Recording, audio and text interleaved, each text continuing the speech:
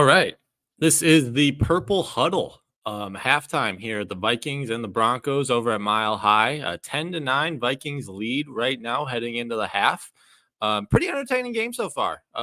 Once again, we're seeing Josh Dobbs go out there and make a few of these wild plays that he just seems to make on a weekly basis now that he's with the Vikings and has some of these playmakers on his team. But yeah, pretty entertaining game. Honestly, not too much to critique so far, other than obviously that opening drive turnover from Dobbs, which, let's be honest, should have been a 15-yard penalty from the hit that he took by Kareem Jackson. But yeah, other than that, honestly, feels like a pretty much what we expected going into this one. Pretty defense first from both of these squads, and that's based on what they've done during their winning streaks. That's how they've pretty much won games, is their defense have stepped up and offense just makes plays to ultimately win the game. And that's kind of what we're seeing so far, especially for the Viking side. I mean, the defense has been really, really fantastic. I mean, considering that they were put in such a difficult position to start this game with the opening drive turnover. Denver's had 3 red zone drives so far in this game, and they've been held to field goals on all of them. I mean, heading into this game, biggest storylines for the Vikings were the injuries, especially on the defensive side of the ball. Jordan Hicks going to IR with that lower leg contusion that he suffered last weekend. To Caleb Evans being out with that calf injury. And now Mekhi Blackman's really stepped in there and has been taking a lot of the cornerback snaps for Minnesota so far tonight. And other than being burned a couple times by Jerry Jeudy and Cortland Sutton, I think he's done a pretty decent job over there at that opposite cornerback spot. Anthony Barr, he's back with the Vikings for the first time since 2021, and he's been on the field for a few snaps wearing that 54 jersey now, which is a little weird to see, but I mean, it's good to see him back in a Minnesota Vikings uniform and making some plays out there with the squad. But yeah, not a ton to critique. Honestly, this first half really came down to 3 pretty bad plays by the Minnesota Vikings. Obviously, that opening drive turnover, which led to the first points of the game by Denver to take an initial 3-0 lead. And then there was that Ed Ingram, the penalty that he got for being an ineligible man downfield, took away a pretty big gain. Was it TJ Hawkinson that caught that pass? It was a 16-yard gain to somebody. I don't remember exactly who caught that ball, but that pretty much ended the Vikings 2-minute drill there at the end of the half. And then it finally ended when Alexander Mattison and Josh Dobbs couldn't connect on that pass in the backfield. Honestly, if I'm KOC, I'm probably going for it in that situation. I mean, obviously hindsight is 2020. But yeah, I feel like that's a situation there. 2-minute drill, not a ton of time left on the clock. You're trying to make this a 2-possession game going into half, especially with Denver getting the ball to start the second half.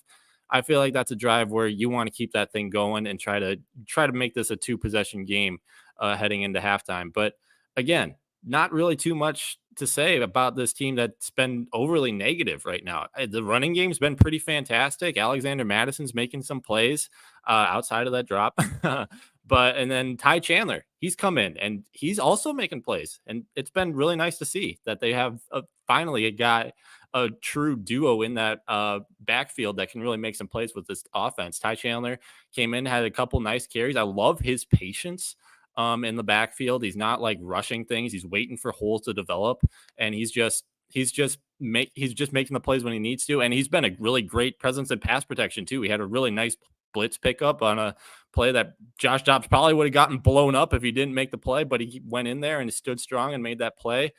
Damon saying that feels bad that we've only got 10 points. We need to capitalize on our drives more. I agree with that. Yeah. Down in those 3rd and 1 situations where that fumble happened. I don't know what they're doing with that direct snap there. I feel like that's just KOC getting a little bit too cute with some of this play calling. But yeah, it would have been nice to end that final drive with a touchdown and then that field goal drive with a touchdown too.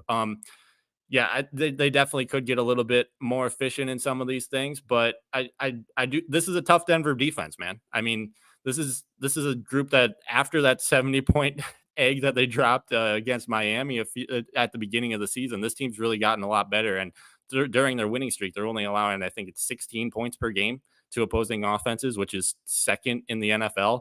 So this is a legit group. They've gotten a lot of these guys, and Kareem Jackson being back in the secondary. Jaquan McMillian has been making plays in that cornerback spot too. He's been a revelation for their secondary over the past few weeks. He He was the one that ultimately recovered that fumble on the opening drive. So I mean, yeah, it could be a little bit more efficient from Minnesota standpoint, but that's just what you come to expect against this Denver defense, especially with the way that they've been playing over the past few weeks. Um, yeah, like you said, Damon, tough and physical, tough place. It's mile high. You go in there and you've never. It's always a tough adjustment. I ran cross country and track in college, and going to those higher elevations, it was always tough. It was always tough to go into those higher elevations. So yeah, it's a really tough place to play in that mile high city, and it's a big adjustment for anybody, and that's just why it's always been a huge home field advantage for Denver over the years. And it's probably affecting some of the Vikings right now as well, heading into the half, and they're probably sucking that oxygen mask over there on the sideline every other play when they're not on the field. So yeah, it's a tough place to play. But again, I mean, the Vikings, I feel like they're holding strong. This is kind of what I expected coming into this one, a really gritty game where the defenses, it's probably going to come down to which defense can force another turnover. Obviously, Denver has theirs already. Now, Minnesota, hopefully, they open up this second half and they force a turnover, get their offense back on the field. Josh Dobbs, some of these throws that Dobbs is making, it's ridiculous. That touchdown pass to Oliver, and then that throw he just chucked it up to TJ Hawkinson downfield. These are just some of the most ridiculous plays that I've seen a quarterback make, and it's just come out of nowhere with Dobbs since he got to Minnesota, and it's just something that we're seeing on a week-to-week basis now. It's fun to see, and hopefully it continues. It doesn't feel like it's a super sustainable strategy to win games, but I mean, it's working right now, so go Vikes. I mean, it couldn't be it couldn't be much better than what we're doing with right now. And yeah, Jordan Addison stepping up, making a couple of tough catches there during that first half. I really like what I'm seeing out of Brandon Powell too. I mean, that guy, he's not only making big catches when they need them, but he's another guy that's just really sneaky good at getting those chip blocks off, especially in the running game. He's opened up some of those outside lanes for Madison and Chandler to go through, and that's just been another really big part of why this rushing offense is being more effective this weekend than it has in the past. Skull, let's go, Heather. Yeah, I love it. But yeah, I think that's about all I got. It looks like the second half is about to get started here in a minute. But yeah, hopefully the Vikings defense comes out to start the second half, makes a few plays. Maybe they force a turnover. Hopefully they force a turnover at some point here. But yeah, Addison. I don't know if I agree. Madison, I'm assuming is what you're saying there, Jackie. Stop running him up the middle. I don't know if keeping Cook would have been the answer there. But yeah, I agree. Dobbs is doing awesome, and he keeps making the great choices. So yeah, hopefully he keeps it going as well.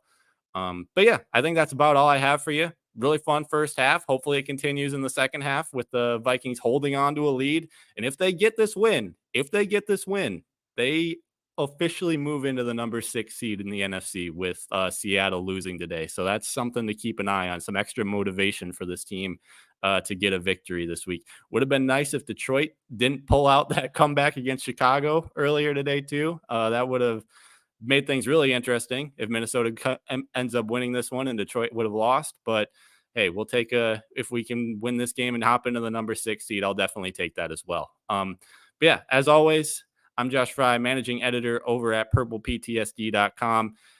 At the end of the game, check out both Purple PTSD and Vikings Territory. We'll have plenty of post-game coverage later tonight, tomorrow morning, and throughout the week. And then we'll start previewing that pivotal Week 12 game against the Chicago Bears on Monday Night Football. But yeah, until then, I'll see you next time. Go Vikes.